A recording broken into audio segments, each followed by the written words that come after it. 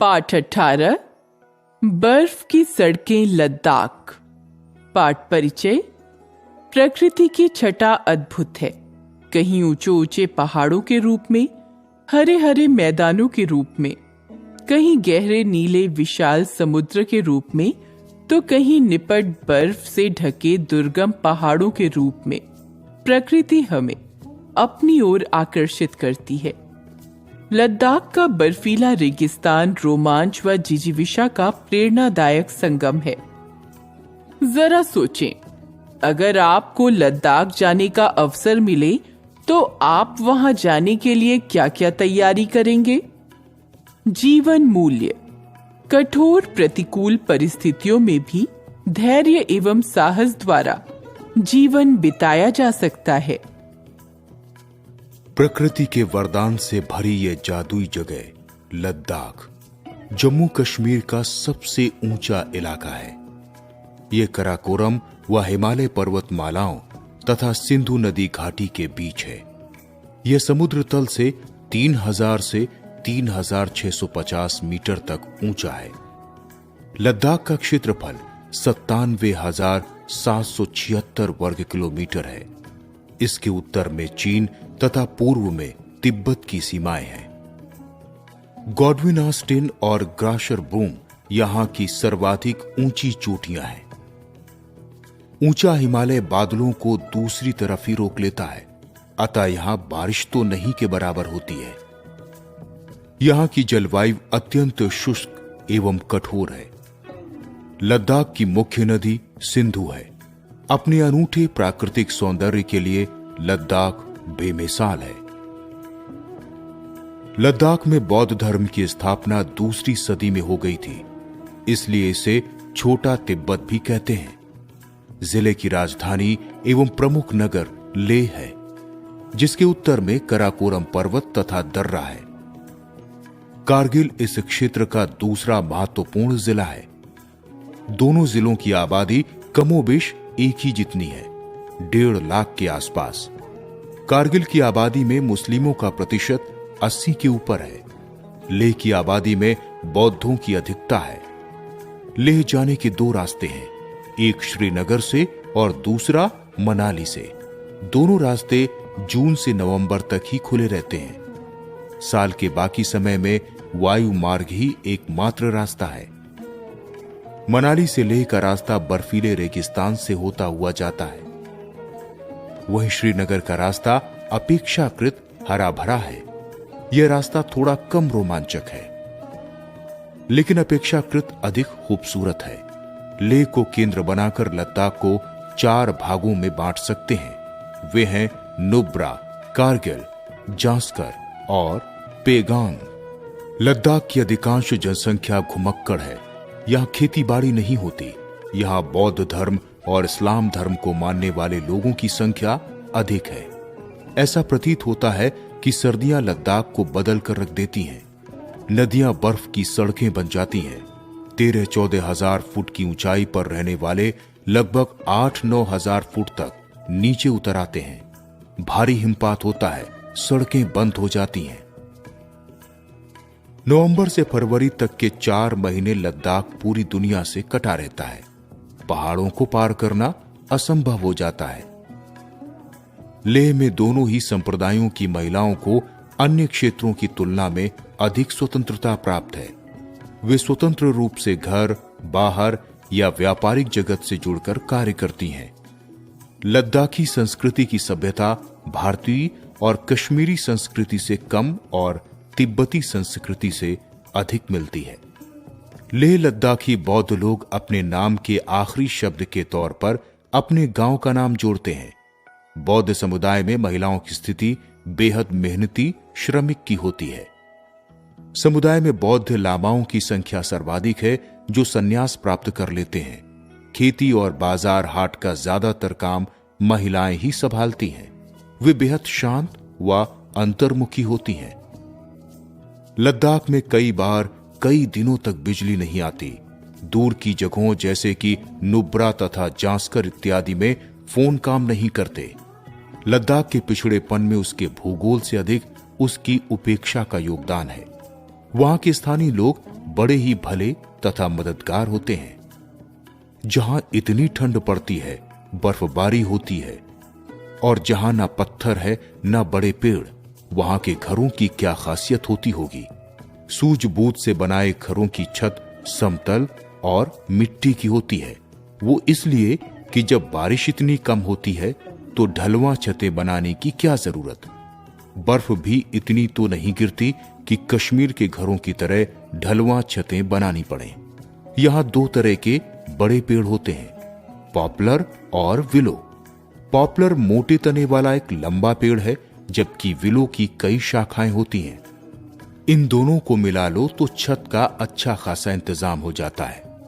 Popular के तनों को लिटाकर उस पर विलो की शाखाएं डाल दी जाती हैं। इसके ऊपर मिट्टी की कई परतें लेप दी जाती हैं। इन सबको मिलाकर बनी छत बहुत मजबूत होती है। दीवारें मिट्टी से बनी पक्की ईंटों की होती हैं।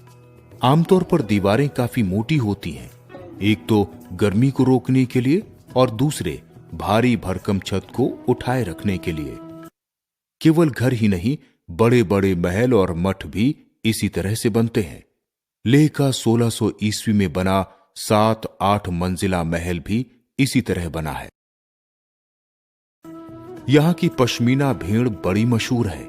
पश्मीना की खासियत है इसका महीन रेशा, इतना महीन कि एक पूरी की पूरी शॉल एक अंगूठी के अंदर से निकल जाती है। ये शॉलें तो ज्यादातर कश्मीर में बुनी जाती हैं, पर पश्मीना ऊन वाली खास भेड़ें चांगतांग में ही पाली जाती हैं। बसंत में इन भेड़ों की ऊन झड़ जाती है, जो सर्दियों तक वापस उगाती है। लद्दाखियों का सबसे खास त्योहार है लोसार। यह उनका नए साल की स्वागत का त्योहार है। इसे आमतौर पर दिसंबर महीने के आखिरी हफ्ते में मनाते हैं। इसके अलावा और भी कई त्योहार हैं जो बड़े बौद्ध मठों में मनाए जाते हैं। हेमिस मठ यहाँ का सबसे समृद्ध मठ है। ये 400 साल पुराना है। यहाँ बौद्ध भिक्षुओं को प्रशिक्षित किया जाता है। यह त्योहार गुरु रिम्पोच या पद्म संभव को समर्पित है। इन्हें महात्मा बुद्ध का अवतार माना जाता है और यह भी कि इनका जन्म लोगों को पाप से बचाने के लिए हुआ था। मठ के सामने के मैदान में मुखौटा नाच होता है। यहां एक पवित्र खंभा गाड़ा जाता है। एक तरफ बने मंच पर कपों में पवित्र पानी, कच्चा चावल आदि रखा जाता है। संगीतकार संगीत बजा रहे होते हैं। इसका मुख्य आकर्षण 3 मीटर लंबा बिगुल होता है। लद्दाख में ऑक्सीजन की कमी इतनी अधिक है कि हर बार अपने फेफड़ों में प्राण वायु भरने के लिए भरसक प्रयास करना पड़ता है। पेड़ों का यहां कोई नामो निशान नहीं है। ऐसे में ऑक्सीजन आएगी कहां से? लेह में ऑक्सीजन की कमी का एक बड़ा कारण ऊंचाई की अधिकता है। महान हिमालय पर्वत श्रृंखलाएं मानसून को लद्दाख में प्रवेश नहीं करने देती, जिसके कारण वर्षा होती है।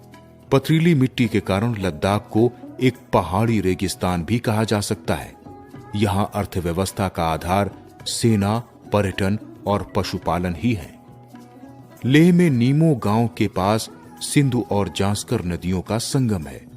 जांस्कर नदी अपने ही नाम की पर्वत श्रृंखला से निकलती है और सिंधु में मिल जाती है, जबकि सिंधु नदी कैलाश पर्वत के उत्तर से निकलती है और बाद में बाटालिक के पास पाकिस्तान में प्रवेश कर जाती है।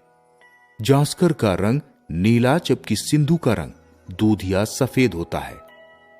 तब सिंधु नदी में चेनाब, रावी, सतलुज, झेलम, व्यास और उत्तर पश्चिमी सीमांत प्रांत से आने वाली 2 और नदियां मिलती हैं, जिनसे सप्त डेल्टा का निर्माण होता है। लद्दाख अपने पहाड़ों और रास्तों के अलावा अपनी घाटियों और बौद्ध मठों के लिए भी जाना जाता है। लेह, रूपसू, साल्ट, पदुम, स्योक, सुर, नुब्रा और जांस्कर जैसी खूबसूरत घाटियों से सुसज्जित इस भूमि पर अलची, लामायरू, लेकिर, थिक्से, हेमिस और स्तोक जैसी विश्व प्रसिद्ध मोनेस्ट्रियां अपने आप में 1000 साल पहले के इतिहास और संस्कृति की धरोहर समेटे हुए हैं। इनमें बौद्ध तथा कश्मीरी परंपरा का प्रभाव अधिक दिखता है। चीन की सीमा के पास पैगांग झील है। इस झील से नमक प्राप्त किया जाता है। लद्दाख के दूसरे हिस्सों में रहने वाले यहाँ दूसरी चीजें देकर नमक ले जाते हैं। दुनिया में ऐसी कई जगहें अब कम ही हैं जहाँ हिम तेंदुए बचे हैं। लद्दाख इनमें से एक है, लेकिन अब यहाँ भी इनकी संख्या तेजी से कम होती जा रही है। एक तो उनके फर की मांग के कारण उनका शिकार हो रहा है और दूसरे मवेशियों को खा जाने के कारण लोग इन्हें मार डालते हैं। अब यहाँ मुश्किल से 200 हिम तेंदुए बचे हैं। यहाँ पाए जाने वाले अन्य पशु पक्षी हैं ब्लू शीप, चकतेर, ड्रेट, वेल्डचोद, मरमोट आदि। निसंदेह लद्दाख का जीवन बहुत कठिन है। प्रकृति के अंतर विरोधों के बीच संघर्षरत लद्दाख सदैव सभी के आकर्षण का केंद्र रहा है।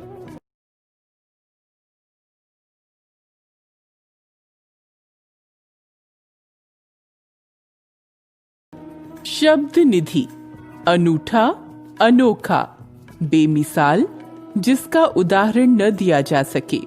साम्यता, समानता, सर्वाधिक, सबसे अधिक, खासियत, विशेषता, महीन, बारीक, सूक्ष्म।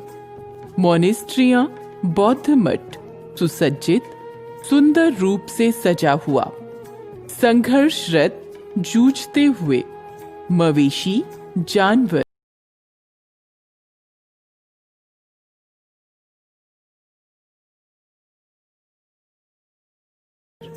श्रुत लेखन या उच्चारण अभ्यास। सर्वाधिक, लद्दाख, बर्फीले, अपेक्षाकृत, घुमक्कड़, संन्यास, अंतर्मुखी, पश्मीना, सुसज्जित, संघर्षरत, श्रृंखलाएं, बौद्ध।